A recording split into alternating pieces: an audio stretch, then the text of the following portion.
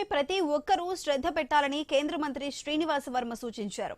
భీమవరం ప్రభుత్వ హాస్పిటల్లో 2 కోట్ల రూపాయలతో డయాలసిస్ సెంటర్కు శంకుస్థాపన చేశారు. పేదలకు మెరుగైన వైద్యం అందించేందుకు కేంద్రం కట్టుబడి ఉందన్నారు.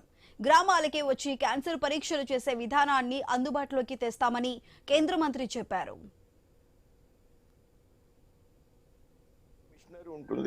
అదే గ్రామాలు కూర్చున్నప్పుడు ఒక మొబైల్ వెహికల్ దాదాపు 4.5 కోట్లు అవుతుంది.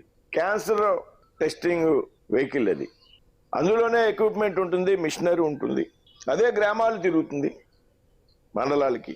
అక్కడికెక్కడే టెస్టులు చేసి రిపోర్ట్ ఇస్తుంది. ఒక ప్రయోగం ఒక జిల్లాలో చేస్తున్నాం వేరే ఒక ఆయిల్ కంపెనీ ద్వారా.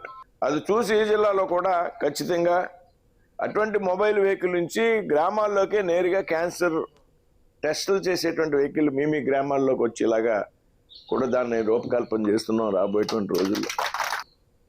కూర్చున్నప్పుడు ఒక మొబైల్